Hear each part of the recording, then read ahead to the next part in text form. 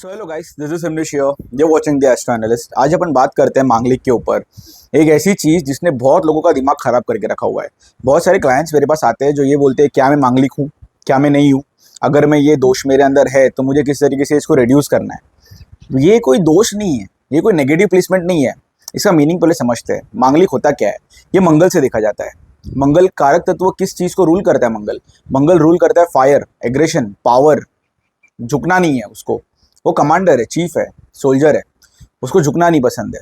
ऐसे प्लानेट को उठा के आप सप्तम में रख दो, ऐसे घर के अंदर जो मैरिज और रिलेशनशिप को रूल करता है, द 7th हाउस, उसके अंदर अगर आप मार्स को उठा के रख दो, क्या लगता है क्या देखने मिलेगा? कॉमन सा लॉजिक है ना, आपको देखने मिलेगा फाइट्स होगा, आर्ग्यूमेंट्स होगी। तो ये बंदा झुकेगा नहीं, ये रिएक्ट कर देगा, ये बोल देगा, ये इम्पल्स में आके डिसीजंस ले लेगा। इसको बोलते हैं मांगलिक योग। इसको बोलते हैं मैरिज का टूटना। मंगल जो होता है ना, उसके पास 3 दृष्टि होती है, एस्पेक्ट्स। मंगल जहां भी बैठेगा वहां से 7th हाउस को दिखता है, मतलब सामने दिखता है। जहां भी मंगल बैठेगा वहां से वो अपने 4 घर दूर दिखता है। और जिस घर के अंदर मंगल बैठा होता है वो तो है ही, वो उसकी प्रोमिनेंट प्लेसमेंट है, वो वहां अपनी पूरी पावर दिखाएगा। तो अगर मंगल आपके पहले घर के अंदर होता है, फर्स्ट हाउस के अंदर, तो वो डायरेक्टली मैरिज के घर को देख रहा होता है, 7th हाउस को। इसका मांगलिक नेचर क्या होता है? The person with the first house Mars is eventually strong, well oriented, power है उसके पास वो क्षमता है कि वो डिसाइड कर सकता है उसके लिए क्या सही है क्या नहीं है। वो अपना काम खुद करता है। उसको कोई आके बोले कि भाई तू ये काम कर, इस तरीके से कर, ऐसे कर, वो इरिटेट होता है, उसको पसंद नहीं है। राइट? ये दृष्टि, ये जो उसका माइंडसेट है कि मैरिज के ऊपर दिखता है कि मैरिज के अंदर जब 2 पर्सन को झुकना होगा ना, तो ये जो बंदा रहेगा इसको कन्विंस करना हार्ड होता है। राइट? अगर आप कोई चीज़ के ऊपर अग्रीमेंट चाहते हो तो दोनों का ईगो झुकना चाहिए और दोनों एक लेवल पे होते हो, तब जाके अग्रीमेंट होता है। मार्स पहले घर के अंदर काफ़ी पावरफुल होता है, डोमिनेंट होता है, उसकी पोजीशन काफ़ी, डिग्निटी उसकी हाई हो जाती है। तो ये केस के अंदर क्या होता है कि person is not willing to understand some और द अदर सिनेरियोज। उसको पसंद नहीं आ रहा है कि कोई उसको कुछ आके बोल रहा है, तब जाके वो फर्स्ट घर के अंदर मंगल मांगलिक होता है। वैसे ही चौथे घर के अंदर मंगल की 4th एस्पेक्ट से वो 7th हाउस को दिखता है। जब वो 4th एस्पेक्ट से 7th हाउस को दिखता है तो मंगल वापस से वही अपनी नेचर को 7th हाउस के अंदर डाल रहा होता है। और मंगल जब 7th हाउस के अंदर खुद बैठता है तो एक्सट्रीम मांगलिक सिचुएशंस बनती है। यहाँ पर क्या होता है? फाइट्स होती है। यहाँ पर कभी कभी फिजिकल फॉर्म में भी फाइट्स हो सकती है, because Mars is the planet of war, it is a soldier. ऐसे प्लैनेट को अगर उठा के 7th हाउस में रख दो तो वो कहाँ फाइट करेगा? वो कहाँ पर अपनी जो एक एनर्जी है उसको ड्रेन आउट कहाँ करेगा? वो बैटल फील्ड में तो है नहीं। उसके लिए अब बैटल फील्ड क्या बनता है? The 7th house, the relationship, the marriage. इसके कारण ये शादियाँ टूटती है। इसके कारण बोलते हैं कि मंगल अगर सप्तम भाव के अंदर हो तो बंदे को दूसरे मांगलिक से शादी करनी चाहिए। दूसरे मांगलिक से शादी करने का सिंपल अर्थ ये होता है कि आगे वाले का भी मंगल स्ट्रांग होना चाहिए। तो when 2 people are very strong enough, they realize their potential. उनको पता चलता है कि भाई ये भी स्ट्रांग है, मैं भी स्ट्रांग हूँ, तो डोमिनेट करके कुछ होगा नहीं, यहाँ पर एक मीडियम पे आना ही पड़ेगा। तो एक झुकाव होता है, एक तरीके से एक संधि होती है। वैसे ही अगर अपन देखें तो मांगलिक लोगों का एक भ्रम होता है कि यार मैं मांगलिक हूँ तो मैं बिना मांगलिक के, मतलब जो मांगलिक नहीं है मैं उनसे शादी नहीं कर सकता। एक एक नॉर्मल सिनेरियो समझो, एक पर्सन है जो बहुत पावरफुल है और एक पर्सन है जो मांगलिक नहीं है। क्या लगता है इन दोनों के अंदर जब डिबेट होगा तो कौन किसको ओवर पावर करेगा? कौन किसको शांत करेगा? कौन किसको बोलेगा कि भाई तू मत कर? जो मांगलिक है वो दूसरे पे हावी होने वाला है। तो इसीलिए बोलते हैं कि जब मांगलिक हो तो ऐसे पर्सन को देखो जो खुद मांगलिक है, जो, ताकि तुम जब टकराओ तो दोनों का इक्वल लिब्रियम, एक बैलेंस पैदा हो। और ये सिनेरियो में जब सामने वाला मांगलिक नहीं हो और आप हो तो आपकी एनर्जी जो रहेगी ना वो सामने वाले को डोमिनेट करती है, फ्रस्ट्रेट करती है। तो क्या होता है, जो सामने वाला बंदा होता है ना वो रिकॉग्नाइज करता है कि यार ये बंदा मेरे पे हावी होता है, ये बंदा मेरे को हमेशा डिक्टेट करता है, ऑर्डर्स देता है। तो ये रिलेशनशिप में प्रॉब्लम आती है, दरारें आती है।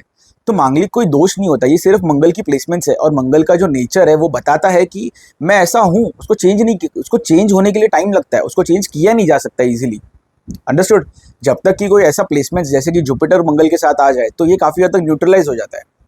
अगर यहाँ पर ऐसा कोई प्लैनेट जैसे कि मून हो, वीनस हो, मरकरी हो, ये अगर मार्स को काफ़ी हद तक इम्पैक्ट करते हैं तो ये शांत होता है। बट अगर ये मार्स अकेला है, केतु के साथ बैठा है, सूर्य के साथ बैठा है, तो ये एक्सट्रीम सिचुएशंस बना देता है, एक्सट्रीम सिचुएशंस। ठीक है, ये एक चार्ट है, मैं आपको दिखा रहा हूँ। यहाँ पर अगर आप देखो तो 7th हाउस के अंदर मार्स कैप्रिकॉर्न के अंदर है, एक्सॉल्टेड है।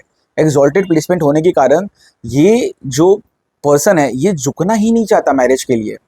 इसने अपनी विल तोड़ दी है मैरिज को लेके। ये मेरी क्लाइंट है, she doesn't want to get married because she doesn't like anyone कि कोई उसको आके ये चीज़ बोले कि तू ये कर वो कर, या उसको झुकना पड़े, उसको अपनी जॉब छोड़नी पड़े, उसको ये कुछ ऐसी चीज़ें करनी पड़े जो वो नहीं करना चाहती है। तो यहाँ पर एक विल टूट जाता है कि मुझे शादी करना ही नहीं है, क्योंकि मेरे को वैसा कोई बंदा मिलेगा नहीं। बट इसका कैच क्या होता है? किस तरीके से ये मार्स रिएक्ट करता है। अगर ये मार्स को शादी करनी भी होगी ना तो इसको बहुत पावरफुल बंदा चाहिए होगा। ये लड़की को ऐसा बंदा चाहिए होगा जो एक्सट्रीमली उसके उसके जितना ही उसके पास मंगल की ताकत हो सामने वाले के पास। So eventually this when I consulted this person, इन्होंने यही बोला कि मुझे ऐसा बंदा चाहिए जो पावरफुल हो, जिसके पास एक पावर हो, अथॉरिटी हो लाइफ के अंदर, जिसको देख के मुझे ऐसा लगे कि नहीं मुझे इसकी बात सुननी है। तो समझे, मंगल अपनी पूरी खूबी दिखा रहा है यहाँ पर। तो ये मांगलिक मांगलिक करके जो भ्रम बिठा के रखा है, जो कंसल्टेशंस के वक्त मुझे सुनने मिलता है कि यार ये एक दोष है, एक दोष है, ये कोई दोष नहीं है, ये एक नॉर्मल प्लेसमेंट है, इसमें कोई बुरी बात नहीं है, कोई डरने की बात नहीं होती है, ठीक है। अभी इसको कंट्रोल कैसे किया जाता है, इसकी रेमेडी क्या होती है। जो मांगलिक होता है स्पेशली उनके अंदर क्या होता है, excess of energy, excess of stamina, excess of the will power to fight काफ़ी हद तक ज़्यादा होती है, because Mars is dominant, Mars is very strong. तो इन लोग का सबसे बेस्ट रेमेडी है ये, इनको जिम भेजो। लड़का है, जिम भेजो, जिम जाएगा, मेहनत करेगा, झुकेगा, वेट्स उठाएगा, इवेंचुअली वो थकेगा। यहाँ पर क्या हो रहा है, when you are going to the gym you are using your power, you are using your energy, you are draining yourself out, you are sweating. ये मार्स एक वॉरियर है, एक सोल्जर है, उसको बैटल फील्ड चाहिए अपने आप को ड्रेन करने के लिए। तो बैटल फील्ड उसको दो, उसको वंचित मत रखो, उसको ऐसा मत बोलो कि भाई मैं जिम नहीं जाऊंगा, मेरे को घर पे बैठना है। ये घर पे झगड़े करेगा, ये मंगल फ्रस्ट्रेट हो जाएगा बहुत जल्दी, ये जहाँ भी बैठेगा वहाँ झगड़े करना चालू कर देगा। तो मार्स की सबसे बेस्ट रेमेडी होती है, go to the gym, sweat yourself out, understand that whenever you are sweating yourself, you're draining out your energy, whenever you come back to your home, your partner, you are not going to fight. एक बंदा gym से आके थक जाता है, उसको अभी आप उससे लड़ोगे ना तो वो क्या बोलेगा पता है, कल देखते हैं, बाद में देखते हैं। उसको एनर्जी उसकी ड्रेन हो चुकी है, वो करना चाहता नहीं है अब एनर्जी को ड्रेन। इस तरीके से आप मांगलिक एनर्जी को रिड्यूस करते हो। अनदर थिंग इज मून को स्ट्रॉन्ग करो। चंद्रमा को स्ट्रॉन्ग करने का सबसे बेस्ट रेमेडी होता है वाटर। मून गवर्न्स वाटर, जो टाइड्स अपने ओशंस के अंदर आती है, that is due to the gravity of the moon. तो पानी अपने बॉडी के अंदर होना बहुत ज़रूरी है, वो अपने आप को स्टेबल रखती है अपनी बॉडी को। एक पानी का तत्व बहुत इंपॉर्टेंट होता है बॉडी के अंदर। अगर पानी कम होता है तो when the moon phases occur, the full moon, the new moon, the moon pulls the water in the body. तो आपको देखने मिलता है न्यू मून के दिन एनर्जी काफ़ी हद तक ज़्यादा होती है। क्यों? क्योंकि मून आपकी बॉडी के अंदर के पानी को ऊपर खींच रहा होता है। तो आप बहुत एंग्जाइटी आती है, आपको ऐसा फील होता है कि नहीं भाई कुछ करना है, एनर्जेटिक फील होता है। वही अमावस्या के दिन कंप्लीटली बॉडी के पानी को इम्पैक्ट नहीं होता है, वो उसको नीचे खींच रहा होता है। तो अमावस्या के दिन आपको देखने मिलता है कि यार काफ़ी हद तक डिप्रेसिव स्टेजेस होते हैं, मन नहीं लगता कोई चीज़ के अंदर। तो मून पानी को बहुत ज़्यादा बोलते हैं ना इंपॉर्टेंट रोल प्ले करता है पानी के ऊपर। तो आपको 3 लीटर पानी रोज़ पीना है, कैसे भी करके आपको 3 litre of water every day you should have it, okay. Because ये आपके मार्स को सबस्टाइल करता है, यहाँ उसको डाउन करता है, यहाँ उसको ग्रेविटी देता है कि एक ग्राउंडिंग नेचर देता है कि नहीं भाई, even if I am aggressive the water inside my body won't allow me to just go on impulse, it will allow me to think, allow me to analyse. ठीक है, तो मंगल से डरने की जरूरत नहीं है, मांगलिक प्लेसमेंट से डरने की जरूरत नहीं है। इसकी रेमेडी सिंपल है, exhaust yourself. If you are a women, if you can't go to the gym, go out for walking, go out for walking, go out for jogging, go out for yoga, go do various whatever you want to do, just drain your energy out. Whenever you drain your energy out, simple सी बात है, आपका diet change होगा। Diet change होगा ना तो automatically आप देखने मिलेगा कि you are intaking a lot of proteins, because Mars rules the flashes, Mars rules muscles. ठीक है, मसल्स का बनना ये मंगल की सबसे बड़ी निशानी होती है। किसी का बॉडी अच्छा होता है तो अपन बोलते हैं इसका बॉडी बहुत अच्छा है, वो मार्स से रूल होता है। मार्स स्ट्रॉन्ग है, इसके लिए वो बॉडी बना पा रहा है। तो मांगलिक लोग के पास सबसे बेस्ट क्वालिटी ये होती है कि उसके पास मार्स स्ट्रॉन्ग है।